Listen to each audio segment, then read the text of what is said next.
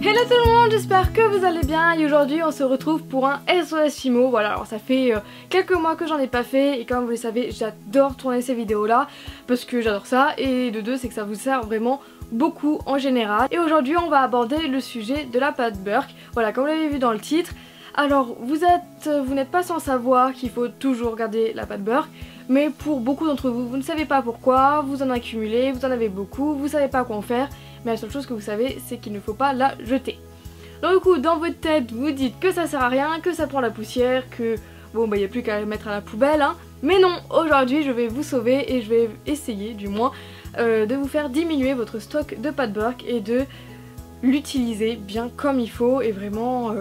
Voilà, donc vous avez compris, on va pouvoir utiliser, la liquider et je pense que ce sera bien pour tout le monde. Donc dans cette vidéo, je vais vous donner 4 astuces pour l'utiliser. Voilà, donc la première, c'est bien évidemment de les mélanger. Voilà, vous prenez un petit peu de pâte Burke, vous mélangez et vous obtenez une couleur.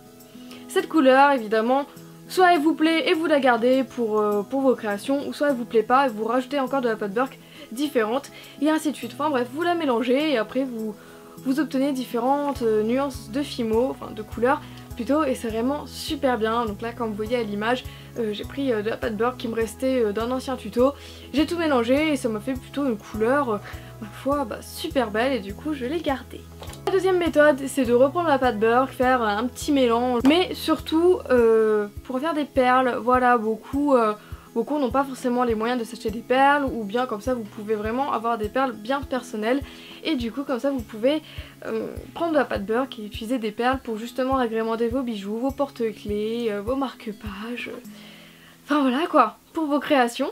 La troisième méthode c'est de vous en servir pour faire des manches des outils. Donc par exemple pour les lames, comme vous voyez sur l'image, des fois votre main elle glisse, c'est pas pratique à prendre, c'est pas assez gros, enfin le manche est trop petit, du coup vous pouvez rajouter de la pâte Burke par dessus pour avoir une meilleure prise en main et pour pouvoir manier votre lame plus facilement. Madame Patachou a fait aussi ça avec des aiguilles.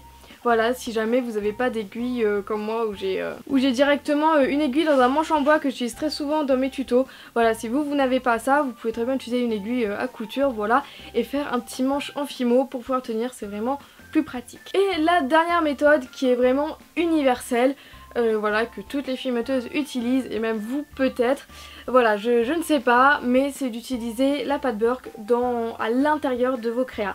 Par exemple, si vous voulez faire une base de cupcake, vous avez juste à refaire sur l'image. Voilà, vous prenez de la pâte Burke, ensuite vous recouvrez de la couleur de votre choix et ensuite vous n'avez plus qu'à mouler votre base de cupcake. Donc ça fonctionne dès que vous voulez faire des perles d'une couleur particulière, par exemple, vous pouvez mettre de la pâte Burke à l'intérieur de vos perles.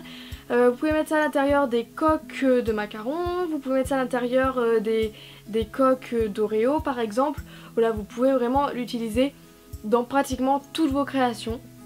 Voilà, il n'y a pas de secret, c'est comme ça. Et puis vous allez voir, si vous utilisez ces 4 manières vraiment régulièrement, donc à chaque fois que vous faites de la Fimo en fait, et bah vous allez voir que votre stock va vraiment diminuer et surtout votre budget aussi, parce que je sais très bien que beaucoup d'entre vous n'ont pas un très grand budget pour pratiquer ce loisir, mais justement si vous liquidez votre pâte Burke, et bah vous économisez les pâtes que vos pains normaux. Voilà, et du coup ça ferait vraiment des économies et vous aurez besoin d'en acheter moins souvent, ou du moins vous aurez besoin d'acheter moins de fois les couleurs dont vous servez le plus. Je sais pas si vous comprenez, c'était pas très français. Bref, j'espère que vous avez compris. Donc voilà, c'était 4 petits conseils pour liquider votre pâte Burke, pour faire des économies et pour faire aussi de la place, parce que quand on a beaucoup de pâte Burke, ça prend beaucoup de place. Donc voilà, j'espère que cette vidéo vous aura servi. Bon, en tout cas ça m'a fait vraiment plaisir de la tourner. Ça fait depuis très longtemps que j'avais envie de parler de ce sujet là, parce que moi-même j'ai beaucoup de pâte Burke et du coup je me suis dit allez vas-y on va l'utiliser et ça fonctionne pour moi. Sinon je vous en parlerai pas, voilà, je vous donne seulement des astuces qui ont fonctionné pour moi. Donc voilà, après si vous avez d'autres idées de quoi faire de la pâte Burke, n'hésitez pas à compléter ma vidéo en participant en commentaire. Voilà, ça peut être vraiment sympa de voir vos astuces à vous et puis comme ça tout le monde aussi peut les voir. Et comme ça, ce sera mieux. En tout cas, je fais plein de gros bisous et on se retrouve bientôt pour une nouvelle vidéo. Bisous!